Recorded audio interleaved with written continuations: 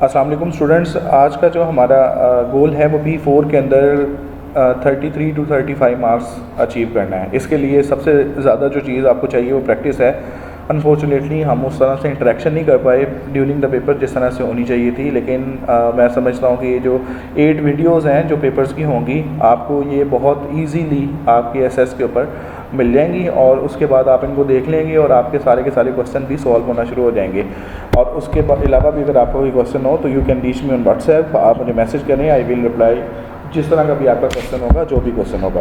तो सबसे पहले मेरे पास 2024 का अक्टूबर नवंबर का 4-1 वाला पेपर है, तो हम इसको देखते हैं कि ये किस तरह से हम सॉल्व कर सकते हैं। इसमें जो पहला क्वेश्चन है P4 में, ये बात याद रखिएगा, क्वेश्चन की अंडरस्टैंडिंग ही सब कुछ होगा। जहाँ पे आप क्वेश्चन को अंडरस्टैंड करने में थोड़ा सा लैग करेंगे, वहाँ पे आपकी गड़बड़ स्टार्ट हो जाएगी। तो कोशिश करिएगा कि क्वेश्चन अंडरस्टैंड करें। ये ना हो कि आधे पेज के ऊपर अगर कुछ लिखा हुआ है और उसको आप पढ़े ही ना, आप कहें चलो ठीक है मैं क्वेश्चन नहीं पढ़ता हूँ डायरेक्ट, तो वो आपके मार्क्स कटने के चांसेस को बढ़ा देगा। सबसे पहले हम देखते हैं a teacher investigate an electrolysis of molten lead bromide. यहाँ से हमें ये पता चलता है कि अगर मोल्टन लेड ब्रोमाइड है तो उसके अंदर हमारे पास PbBr2 है, ठीक है, मोल्टन लेड ब्रोमाइड, और इसके आयन Pb+2 और 2Br नेगेटिव बने हैं। अगर आप लोगों ने इलेक्ट्रोलिसिस का पढ़ा हुआ है चैप्टर, तो आपको पता ही है मोल्टन केस में। अब आगे चलते हैं, इसको फिर बाद में डिस्कस करते रहेंगे साथ साथ। सो लेड ब्रोमाइड सॉलिड होता है रूम टेम्परेचर के ऊपर, वो सारी पिक्चर उसने शो की हुई है और ये पूरी पिक्चर है, ठीक है। अब ये हमारे पास इलेक्ट्रोलाइट है मोल्टन ब्रोमाइड का, ये हमारे पास इलेक्ट्रोड है, नेगेटिव को हम कैथोड कहते हैं और पॉजिटिव को हम एनोड कहते हैं, ठीक है, ये आप याद रख लीजिएगा। तो उसके बाद हम स्टार्ट करते हैं कि इसमें क्वेश्चन किस तरह से पूछा जाता है। पहला क्वेश्चन है, कहता है name the pieces of operators labelled L and M, suggest the material from which L and M are made. अच्छा, L और M जो है ना वो हमारे पास हैं इलेक्ट्रोड्स, ठीक है, आप इनको इलेक्ट्रोड्स कहेंगे कि ये हमारे पास इलेक्ट्रोड है। अगर वो अलग अलग पूछता ना कि L का नेम क्या होगा और M का नेम क्या होगा, तब आपने इसको कैथोड और एनोड के हिसाब से बताना था। अब कंबाइंड पूछा है तो दीज आर इलेक्ट्रोड्स। अब वो किस मटेरियल से बने हैं, अब ये बात याद रखिएगा कि अगर आपके पास इलेक्ट्रोलिसिस की प्रोडक्ट में क्लोरीन, ब्रोमीन, ठीक है, ये वाली गैसेस बन रही हो, ऑक्सीजन बन रही हो, तो आप कोशिश करिएगा कि हमारा जो इलेक्ट्रोड है वो इनर्ट हो, ठीक है, हमारा इलेक्ट्रोड हो इनर्ट इलेक्ट्रोड में आपके पास 2 इलेक्ट्रोड इनर्ट है, ठीक है, एक ग्रेफाइट है और दूसरा प्लाटिनम है। तो आप देख लीजिए, ग्रेफाइट को हम कार्बन भी कहते हैं क्योंकि it is an allotrope of carbon. तो आप इसकी जगह पे ग्रेफाइट, कार्बन या प्लाटिनम कुछ भी लिख सकते हैं। मैं कार्बन लिख देता हूँ, आप इसकी जगह पे ग्रेफाइट भी लिख सकते थे या प्लाटिनम भी लिख सकते थे। इसका फ़ायदा क्या होगा, जो प्रोडक्ट ऑफ इलेक्ट्रोलिसिस होगी वो रिएक्ट नहीं कर पाएंगी इससे।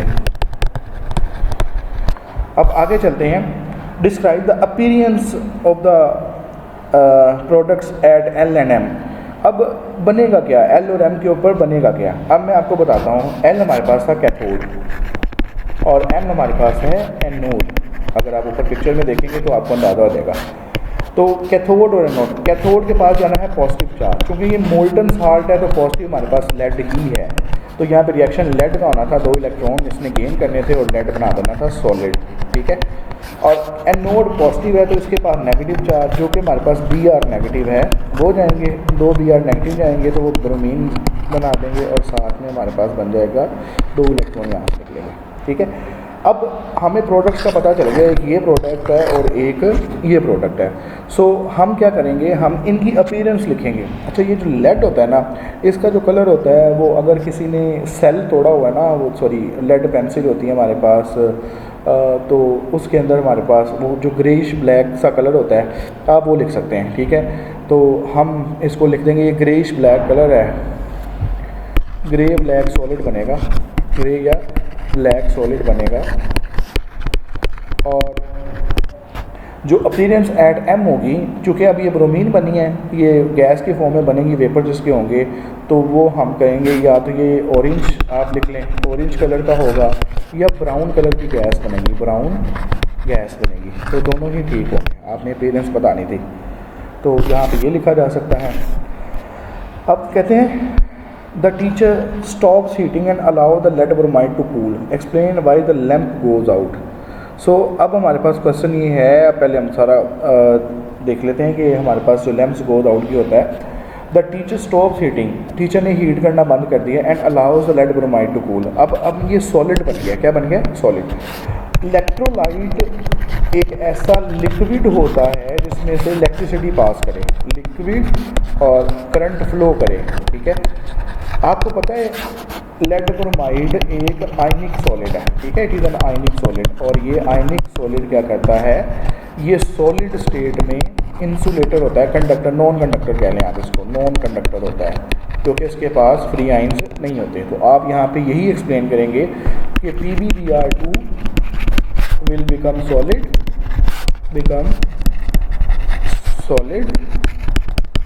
सो देयर इज नो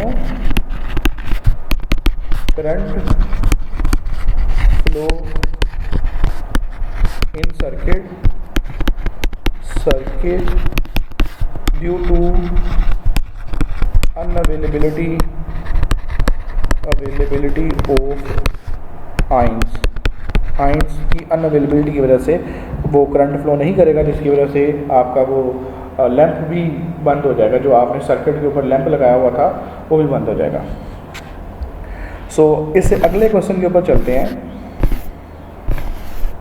ये क्वेश्चन नंबर 2 है। अब मैंने जितने भी पेपर देखे हैं ना, उन सब पेपर में एक चीज़ कॉमन है, एक टाइट्रेशन हर दफ़ा आ रही है और एक साल्ट एनालिसिस यानी कि टेस्ट आ रहे हैं आपके पास, test of cation and anion. सबसे अच्छी बात ये है कि हमें याद कुछ नहीं करना पड़ता इससे पूरे के अंदर। अब अगर आप टाइट्रेशन में से पूरे नंबर लेना चाहते हैं तो बिलीव मी, अगर आपको इसको लाइन बाय लाइन पढ़ना होगा और इसको अच्छे से सॉल्व करना होगा, ठीक है। मैं इसको तरीका सिखाता हूँ आपको किस तरह से इसको कर सकते हैं, ठीक है। A student titrates 4 measured samples of this aqueous sodium hydroxide. ये सबसे पहले याद रख लें कि 0.80 मोल per decimetre cube sodium hydroxide है विद एक्वस एथेनोइक एसिड। ये भी आप याद रख लें कि एथेनोइक एसिड की कंसंट्रेशन नहीं दी। इन टाइट्रेशन 1 के अंदर स्टूडेंट क्या करते हैं, rinsing and fills burette with aqueous ethanoic acid. Burette को वो पहले रेंज करता है, फिर फिल करता है एथेनोइक एसिड के साथ, फिर वॉल्यूमेट्रिक पाइपेट के साथ सोडियम हाइड्रोक्साइड को कॉनिकल फ्लास्क में ऐड कर देता है, फिर वो अपना इंडिकेटर ऐड करता है, फिर कॉनिकल फ्लास्क को वाइट टाइल के ऊपर रखता है और फिर एक्वस एथेनोइक एसिड जो कि उसको ब्यूरेट को चला देता है और ड्रॉप बाय ड्रॉप उसके अंदर गिरने देता है जब तक कलर चेंज ना हो जाए। जस्ट कलर चेंज है, ठीक है। ये ना हो कि उसका कलर चेंज आना है और आप कहेंगे ठीक है भाई, अगर उसका पिंक कलर आएगा या ब्राउन कलर आएगा या ऑरेंज कलर आएगा, ये full orange dark orange colour हो, जस्ट चेंज कलर हो तो आपका काम हो गया। अब वो कहता है the student repeats the titration 3 more times. अच्छा, हम टाइट्रेशन या कोई भी एक्सपेरिमेंट रिपीट इसलिए करते हैं ताकि मोर एक्यूरेट रिजल्ट ले सकें। प्रिसाइज और एक्यूरेट रिजल्ट, प्रिसीजन और एक्यूरेसी के लिए हम करते हैं। Shows the burette reading. अच्छा, ये टाइट्रेशन 1 की रीडिंग है, ये टाइट्रेशन 2 की रीडिंग है। अब आगे चलते हैं, वो सवाल देखें क्या पूछता है। सबसे पहले उसने ना फाइनल ब्यूरेट रीडिंग टाइट्रेशन 1 और ये टाइट्रेशन नंबर है 1 2 3 4, ठीक है, ये उसने दिया हुआ है। अब हमने सबसे पहले इस टेबल को फिल आउट करना है। टाइट्रेशन 1 की जो फाइनल ब्यूरेट रीडिंग है वो हमारे पास आई है, ये देखें 21.1 ये इसकी फाइनल रीडिंग है, तो हम इसके इधर लिख देंगे 21.1। इसी तरह से final burette reading of titration 2 भी देख लें, ये 41.5 है, 6 7 और 8, तो ये हो जाएगा 41.8, ठीक है। अब इनिशियल रीडिंग इधर देखें, इनिशियल रीडिंग क्या थी 0.2, ये 0.2 है, ठीक है, तो इसको हम कह देंगे ये 0.2 है। और इसकी भी देख लें, इनिशियल में इसकी थी 1 2 3, तो 21.3, ओके। अब आपने क्या करना है, वॉल्यूम ऑफ एथेनोइक, इनको माइनस करना है आपने, जस्ट ये बन जाएगा 19.9 बन जाएगा। और उसके बाद आप 41.8 को माइनस कर दें 21.3 के साथ, तो ये 20.5 बन जाएगा आपके पास। सॉरी, ये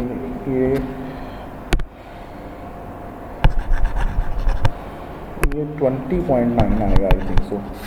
कैलकुलेटर यूज़ कर लीजिएगा, ठीक है,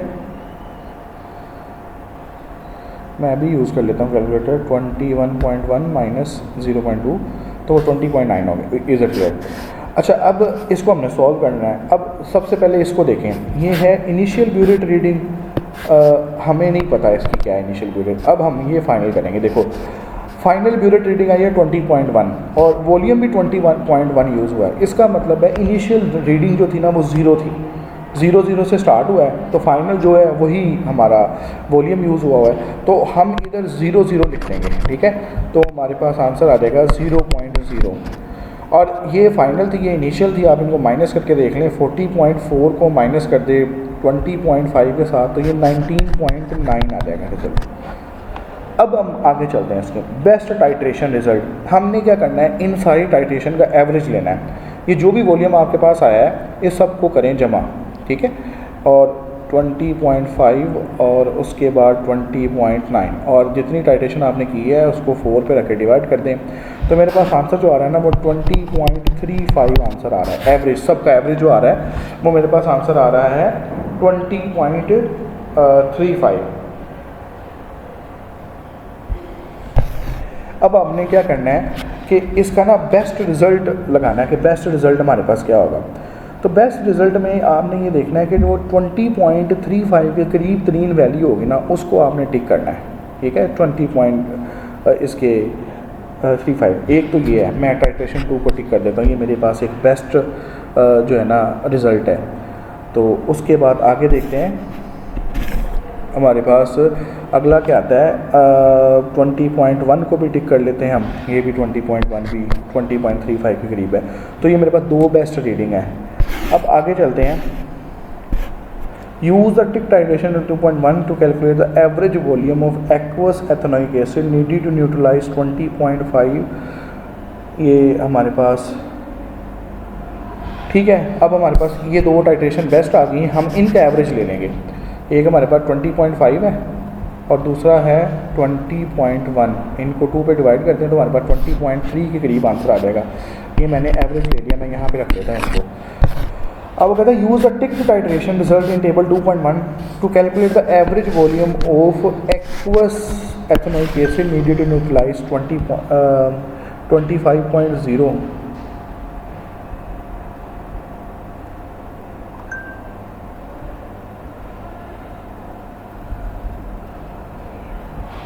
uh, 25.0 एक्वस सोडियम हाइड्रोक्साइड। अब अगर आप देखें ना तो ऊपर हमारे पास ना सोडियम हाइड्रोक्साइड की कंसनट्रेशन दी हुई थी। अगर आप ऊपर जाएं सवाल के ऊपर, तो ऊपर जाएं तो हमारे पास ना सोडियम हाइड्रोक्साइड की कंसनट्रेशन दी हुई है। तो अब हम उसको कैलकुलेट कर लेते हैं कि हमने कैलकुलेट क्या करनी है। अब उसने आपसे एवरेज पूछा हुआ है इसका, तो आप इसका बता देंगे, मतलब उसे आपको पता है कॉनिकल फ्लास्क में 20.0 सेंटीमीटर क्यूब सोडियम हाइड्रोक्साइड का लिया गया था, उसके लिए जो बेस्ट टाइट्रेशन का रिजल्ट मेरे पास 20.3 आया है। तो यही मेरे पास एथेनोइक एसिड का वॉल्यूम यूज़ हुआ होगा, ठीक है। नेक्स्ट क्वेश्चन में पूछता है calculate the number of moles of NaOH in 20.50 centimetre cube of this concentration. तो नंबर ऑफ मोल्स फाइंड करने का फॉर्मूला बड़ा सिंपल है, आप volume divided by 1000 multiply by concentration कर देंगे। क्योंकि ये वॉल्यूम सेंटीमीटर क्यूब में था इसलिए 1000 से डिवाइड किया। अगर ये डेसीमीटर क्यूब में होता तो फिर V मल्टीप्लाई बाय C होना था डायरेक्ट। तो ये 25 divided by 100 multiply by 0.800 answer आ जाना था। तो इसको हम कैलकुलेट कर लेते हैं। आप कैलकुलेटर इस्तेमाल कर सकते हैं, तो इजीली इस्तेमाल करें और अच्छे से 25 को मल्टीप्लाई कर देते हैं 0.8 के साथ और बाद में डिवाइड कर देते हैं 1000 के साथ। तो मेरे पास आंसर आ गया 0.02 मोल्स। तो उसके बाद आगे चलते हैं। 1 mole of ethanoic acid is neutralise by the 2 moles of sodium hydroxide. ये बात याद रखिएगा, ये मोल रेशो दी हुई है। 1 mole ethanoic acid is neutralise by the 2 moles of sodium hydroxide. अच्छा, ये इथेन डायोइक एसिड है, मतलब 2 कार्बोक्सिल ग्रुप लगे हुए हैं। Use your answer C and D to calculate the concentration in mole per decimetre cube of ethanoic acid. अब हमें सबसे पहले मोल रेशो लगा के ना नंबर ऑफ मोल्स फाइंड करने पड़ेंगे, ठीक है। हम इस क्वेश्चन में देखें ना तो हमारे पास एसिड के 1 मोल है और सोडियम हाइड्रोक्साइड के 2 मोल्स हैं। तो इसको हम सोल्व करेंगे। सोडियम हाइड्रोक्साइड क्योंकि हमारे पास इसका डाटा मौजूद है तो इसको हम 1 बनाएंगे, ये भी 1/2 हो जाएगा। सोडियम हाइड्रोक्साइड के 0.02 मोल्स है और ये 1/2 0.02 हो जाएगा। तो आंसर इसका 0.01 मोल आ जाएगा। और ये 0.02। इसका मतलब ये है कि सोडियम हाइड्रोक्साइड के 0.02 मोल्स हों तो एसिड का 0.01 मोल्स हो गए। अब यहाँ पे हम 0.01 लगा देते हैं नंबर ऑफ मोल्स की जगह पे, ये 1000 इधर मल्टीप्लाई हो जाएगा नंबर ऑफ मोल्स के साथ और डिवाइड कर देंगे, इस वॉल्यूम से हम डिवाइड कर देंगे और वो हमारे पास है 20.3 जो हम पहले से कैलकुलेट करके हैं, तो ये हमारे पास कंसनट्रेशन आ जाएगी। ये तकरीबन 0.49 समथिंग आई है, 44926 ऐसे करके आई है। मैं इसको राउंड ऑफ नहीं करूँगा, इसको इसी तरह से रहने दूँगा। अब नेक्स्ट अगले पार्ट पे चलते हैं। कहते हैं the formula of ethanedioic acid is this, 100 centimetre cube of ethanedioic acid contain 6.3 gram of C2H2O4.NH2O। ठीक है, use your answer from e to calculate the relative molecular formula mass of C2H2O4.NH2O। ठीक है, ये हमने calculate करना है। अच्छा, उसके लिए हमें क्या करना पड़ेगा, ऊपर हमने ना इसके नंबर ऑफ मोल्स निकाले हैं। अब इसको नेक्स्ट देखिएगा, हमने ना ये 6.3 ग्राम इसका मैस है, इसके नंबर ऑफ मोल्स ऊपर निकाल लिए। प्रॉब्लम ये है कि 20.3 सेंटीमीटर क्यूब जो है ना वो हमारे पास जो वॉल्यूम नंबर ऑफ मोल्स है ना उसके वो आते हैं 20.3 सेंटीमीटर क्यूब 0.01 मोल्स आते हैं। अब यहाँ पे ना थोड़ी सी एस्टिमेशन लगानी पड़ेगी। उसने कहा 100 सेंटीमीटर क्यूब, तो हमें ना इसको 100 से कन्वर्ट करना पड़ेगा। तो ये एस्टिमेशन ऐसे लगानी है आपने कि आपने 0.3 को ऐसे डिजिट के साथ मल्टीप्लाई करना है कि वो ना कन्वर्ट हो जाए 100 के अंदर। तो मेरे पास 20.3 को मैं ना 4.93 से मल्टीप्लाई करूँगा तो ये तकरीबन 100.079 बनेगा। ठीक है, इसी तरह से ये 0.01 भी मल्टीप्लाई हो जाएगा 4.93 के साथ। तो अगर हम जब 0.01 को मल्टीप्लाई करेंगे 4.93 के साथ तो ये तकरीबन 0.0493 आ जाएगा। ठीक है, 0.0493। इसका मतलब ये है कि 0.0493 मोल्स जो है ना वो प्रेजेंट है 100 सेंटीमीटर क्यूब वॉल्यूम के अंदर। अब हम फॉर्मूला लगाते हैं, नंबर ऑफ मोल्स का होता है मैस ओवर मोलर मैस। हमने एम आर निकालना तो एम आर ऊपर चला जाएगा, mass over number of moles आ जाएंगे। मैस 6.3 ग्राम है, नंबर ऑफ मोल्स हमारे पास 0.0। आप इसको 0.05 कर लें तो आप 6.3 डिवाइडेड बाई 0.05 करेंगे तो आंसर हमारे पास आ जाएगा 126। तो ये हो गया अगला क्वेश्चन। उससे नेक्स्ट क्वेश्चन देखिए, use your answer have to reduce a value of n. हमने एन की वैल्यू निकालनी है, किसकी निकालनी है, एन की। ये भी बहुत सिंपल सा क्वेश्चन है। आपने क्या करना है, C2H2O4.NH2O इसका टोटल मैस 126 है। उसके बाद 12 multiply by 2 plus 1 multiply by 2 plus 16 multiply by 4 plus n into 18, ठीक है, इज इक्वल टू 126। ये 18 मैंने टोटल क्यूमुलेटिव टोटल लिख दिया है वाटर का। तो 12 को 2 से मल्टीप्लाई करेंगे, फिर 2 आ जाएगा, फिर 16 को हम 4 से मल्टीप्लाई करेंगे, ये तकरीबन 190 बनता है। ठीक है, मैं इस सारे को ये 190 प्लस का दूसरी तरफ जाके माइनस का हो जाएगा, तो 18n इज इक्वल टू हो जाएगा 126 माइनस 190, तो ये मेरा ख्याल है 36 आएगा। और ये 18n है तो ये 18 से कैंसिल हो जाएगा, ये 2 आ जाएगा। तो n की वैल्यू हमारे पास यहाँ पे 2 निकल आएगी। ये भी देख लीजिएगा आप। अब नेक्स्ट चलते हैं, state why the conical flask is placed on a white tile before aqueous ethanoic. अच्छा, ये वाइट टाइल इसलिए लगाते हैं हम ताकि to see the colour change. ठीक है, आप इजीली आप कलर चेंज बहुत आसानी से देख सकते हैं। वाइट टाइल होगी तो थोड़ा सा भी कलर चेंज होगा तो आसानी से नज़र आ जाएगा। State why a measuring cylinder is not use to measure the जो है ना 25 सेंटीमीटर क्यूब NaOH। तो हम ये कहेंगे कि जो मेजरिंग सिलेंडर होता है ना उसकी प्रिसीजन इतनी अच्छी नहीं होती जितनी पिपेट की होती है। तो measuring cylinder is less precise. तो ये लिखिएगा। तो ये 14 मार्क्स का क्वेश्चन है। तो आप देखिए इसमें से मैंने प्रायर नॉलेज कुछ भी यूज़ नहीं किया, फॉर्मूलाज ही हैं जो लेके आए हम। तो ये 14 मार्क्स का क्वेश्चन हमारा यहाँ पे हल होता है। अब आगे हम चलें तो हमारे पास जो नेक्स्ट क्वेश्चन है वो है, किधर गया नेक्स्ट क्वेश्चन, ओके लोड हो रहा था, sorry.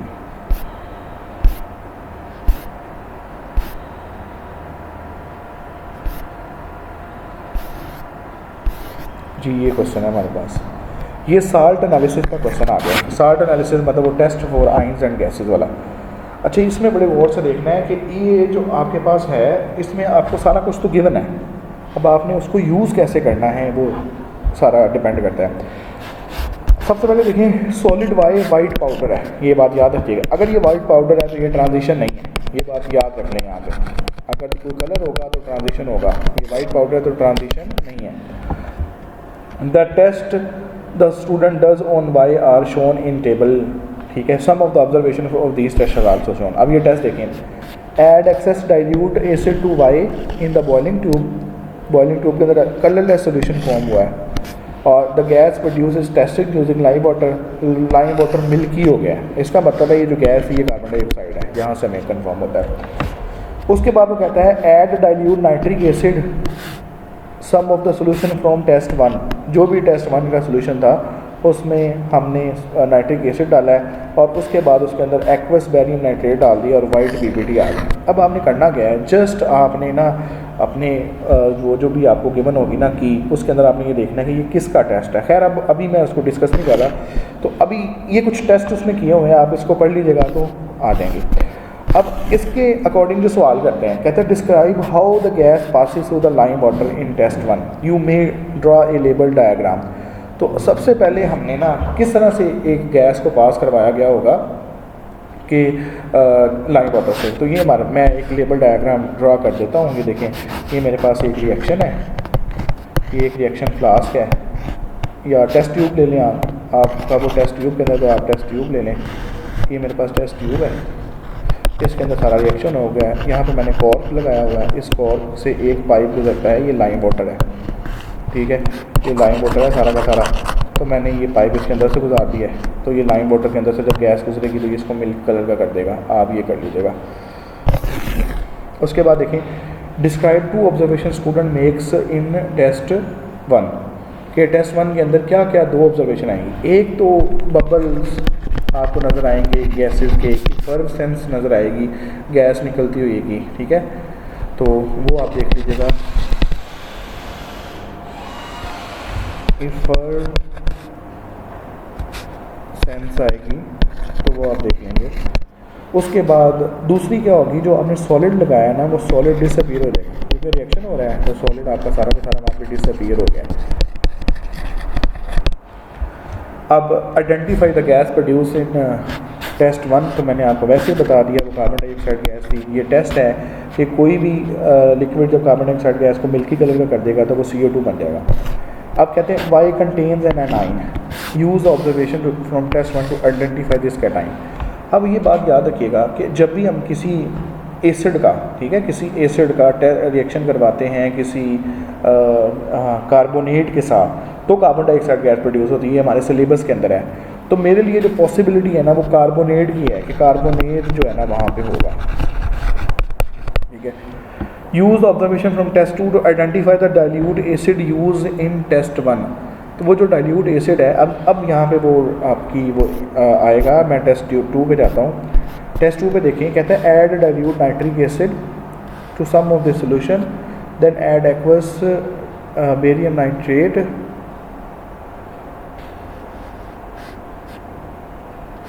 Add dilute nitric acid to some of the. Question दोबारा पढ़ लेते हैं, लिखिएगा। क्वेश्चन ये है, use the observation from test 2 to identify dilute acid use in test 1। अच्छा कौन ऑब्जर्वेशन आप देखें, ऑब्जर्वेशन में से किस तरह से पता चलेगा। तो जो हमें ऑब्जर्वेशन आई है वो हम सीधा जाएंगे अपने उनके ऊपर जो हमें रिजल्ट सेंड पे दिए हुए हैं। ये देखें, ये टेस्ट कुछ हो रहे हैं, ठीक है। इसमें कार्बोनेट का टेस्ट था, add dilute acid then test for carbon dioxide gas, ही हमने अभी तो जो टेस्ट 1 हुआ था। उसके बाद उसने ना डाइल्यूट नाइट्रिक एसिड डाला है और उसके बाद बेरियम नाइट्रेट डाला था।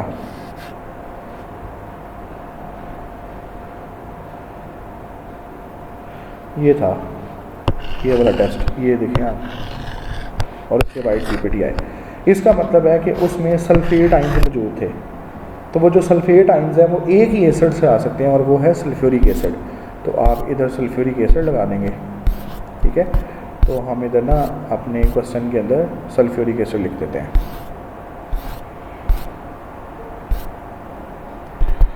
यहाँ पे H2SO4 आ जाएगा।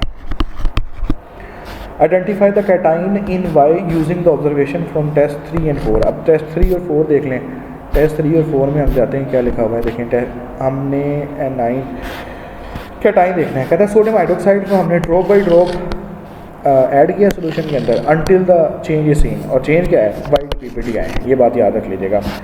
फिर क्या कहता है, एक्सेस सोडियम हाइड्रोक्साइड डाले हैं, सोल्यूबल एक्सेस हो गया और कलरलेस सोल्यूशन हो गया, यहाँ पे ये देख लें।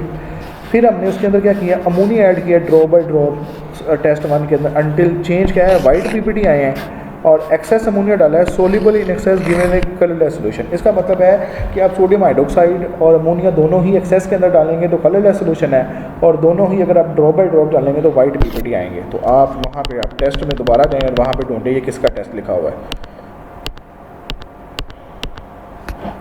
मेरे पास कैटाइन के टेस्ट है, ये ना, ये देखें, white PPT soluble in excess giving colourless solution, white PPT insoluble in excess, ये नहीं होगा, एल्यूमिनियम नहीं है, अमोनियम तो वैसे ही नहीं होगा। कैल्शियम देखें, white PPT insoluble in excess, ये भी नहीं होगा, हमारा सोल्यूबल इन एक्सेस है। ये ग्रीन है, ये लाइट है, ये नहीं होगा, ग्रीन पीपीटी नहीं होगा। ये देखें, ये white PPT soluble in excess giving a colourless solution, white PPT soluble in excess giving a colourless solution. तो हमारे पास जो आयन मौजूद है, कैटाइन जो हम कह रहे हैं, वो फिर हमारे पास एक ही बनता है, वो है जिंक। तो मैंने कुछ भी कोई रॉकेट साइंस नहीं लगाई, जो चीज़ देखी है वो क्या देखी है कि हमने टेस्ट कौन सा किया है, तो वो हमारे पास जो बनता है वो जिंक का बनता है। जो कैटाइन हमारे पास है वो जिंक +2 है। अब ज़रा देखिए, अब कोई सोल्यूशन Z कलरलेस है, the student think that Z contains copper +2 ions, state by student is not correct. हम स्टूडेंट कलरलेस है। अब क्यों कलरलेस है, अगर तो ये कॉपर होता ना, तो कॉपर एक ट्रांजिशन है, अगर कॉपर ट्रांजिशन है तो जाहिर सी बात है उसका कोई कलर होना था, कोई, ठीक है, तो कलर्ड सोल्यूशन होना था। अगर कॉपर होता तो कलर्ड सोल्यूशन ऑफ कॉपर होना था, तो ट्रांजिशन नहीं है, तो इसका मतलब है कि ये फिर कोई ट्रांजिशन मेटल नहीं है, कोई नॉर्मल मैटर है ग्रुप 1 और ग्रुप 2 की। Solution Z contains K+ ions, describe how to do a flame test, ठीक है, how to do a flame test on solution Z to confirm the identity of this cation. अब आप क्या करेंगे, आप, हमारे पास ना नाइक्रोम वायर होती है, नाइक्रोम वायर लेंगे और उस नाइक्रोम वायर को डिप करेंगे सोल्यूशन Z के अंदर। जब हमने डिप कर दी तो कुछ ना कुछ Z का पार्ट उसके ऊपर लगा रह जाएगा। तो हम उसको क्या करेंगे, बाद में ब्लू फ्लेम देंगे, ठीक है। ब्लू फ्लेम एक ऑक्सीडाइजिंग फ्लेम होता है जिसमें ऑक्सीजन की अमाउंट पूरी होती है और आपका सब्सटेंस पूरा जल रहा होता है। तो जब ब्लू फ्लेम हम देंगे उसको बंसर बर्नर से, तो ऑब्जर्व्ड कलर जो होगा ना हमारे पास वो लाइलैक कलर का होगा, क्योंकि ये भी पीछे लिखा हुआ है। तो इस तरह से हमारे पास ये, हम इसको करेंगे, टेस्ट करेंगे। Solution Z contains ions of A group 7 element, ये बात आप याद रखें। ग्रुप 7 में क्या है, halogens, chlorine, fluorine, bromine, iodine. Describe a test and the possible result to identify which group 7 ions is present. तो हमने अब क्या करना है, कुछ टेस्ट करने हैं। अभी वो टेस्ट इधर लिखे हुए हैं, ये देखिए, वो हेलोजेंस का ना टेस्ट एक जैसा ही है तकरीबन। तो वो देखें कैसे हैं, ये देखें, ये क्लोरीन, ब्रोमीन और आयोडीन के टेस्ट है। आप देखें सब के अंदर नाइट्रिक एसिड डाला हमने, nitric acid dilute, nitric acid dilute, nitric acid, और फिर बाद में सब के अंदर सिल्वर नाइट्रेट। जो फ़र्क पड़ना है वो यहाँ पे आके पड़ना है कि हमारे पास जो क्वेश्चन है उसमें अगर वाइट पीपीटी आएंगे तो क्लोराइड है, क्रीम पीपीटी आएंगे तो ब्रोमाइड है, और येलो पीपीटी आएंगे तो आयोडाइड है। ये आप पेपर में लिख दीजिएगा कि हम ये वाला टेस्ट करेंगे सबके साथ, और इनमें से जो भी हमारे पास प्रेसिपिटेट आएंगे तो उसके अकॉर्डिंग हो जाएंगे। तो ये हमारा क्वेश्चन नंबर 3 भी ख़त्म होता है यहाँ पे। तो इसमें भी कोई रॉकेट साइंस नहीं, मैंने कुछ भी ऐसा नहीं लगाया जो मैंने याद करने वाला हो। अब अगला जो नेक्स्ट क्वेश्चन है उसमें वो कहता है, अब ये आपके पास एक क्वेश्चन है, इसको हम कहते हैं इन्वेस्टिगेशन क्वेश्चन। ये कुछ भी हो सकता है, लेकिन आपने इसको करना किस तरह है वो ज़्यादा मैटर करता है। मैं बताता हूँ, ये देखिए, argentan is an alloy containing zinc, nickel and copper. 3 metals है उसके अंदर। Zinc and nickel both react with dilute hydrochloric acid, ये एसिड के साथ रिएक्ट करते हैं, कॉपर नहीं करता उसके साथ, ठीक है। Plan and investigation to find the percentage by mass of copper in a powdered sample of argentan. उसके पाउडर सैंपल है आपके पास, अब आप उसका ना कॉपर का ना परसेंटेज बाई मास निकालें। Your plan must include the use of common laboratory apparatus, argentan and dilute hydrochloric acid, no other chemical should be use. इसके अलावा कोई केमिकल नहीं यूज़ होना चाहिए। तो आप your plan must be apparatus needed, ये आपके सब कंडीशंस आएंगी जो आपने करना है। Method and the measurement to take, और उसके बाद procedure to ensure the percentage determine by the possible, और ये खैर ये आप पढ़ ही लेंगे। अब मेरे पास एक तरीका है, मैं आपको बताता हूँ। मैं आपको सिंपल से ये बात कह रहा हूँ कि मेरे पास एक सैंपल है, उसके अंदर 3 चीज़ें हैं, कॉपर, निकल और जिंक। जिंक और निकल हाइड्रोक्लोरिक एसिड के साथ रिएक्ट करेंगे, रिएक्ट करके साल्ट बना देंगे। वो आपको पता है जब भी कोई मेटल किसी एसिड के साथ रिएक्ट करती है तो साल्ट प्लस हाइड्रोजन गैस बनती है, और कॉपर नहीं करेगा उनके साथ। अब मैं सिंपल सा प्लान क्या बनाता हूँ, मैं प्लान क्या करता हूँ, इसके अंदर सैंपल लेता हूँ, सैंपल के अंदर सैंपल का मैस फाइंड कर लेता हूँ पहले। उसका मैस लेट से 2.0 ग्राम आ गया। उसके बाद मैं उसके अंदर हाइड्रोक्लोरिक एसिड ऐड कर देता हूँ और रिएक्शन होने का इंतज़ार करता हूँ।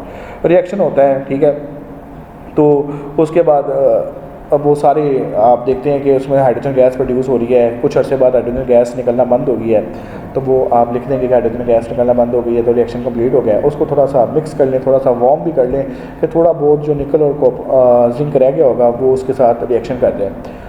सारा काम कर लेंगे। जब आपको यकीन हो जाए कि रिएक्शन कंप्लीट हो गया है, अब आप क्या करेंगे, अब आपके पास एक ही चीज़ बीच में जो अनरिएक्टेड पड़ी हुई है, सॉलिड फॉर्म में, वो कॉपर है। आप सिंपल क्या करें, इस सारे प्रोसेस चीज़ को रख के ना फ़िल्टर कर दें, ठीक है।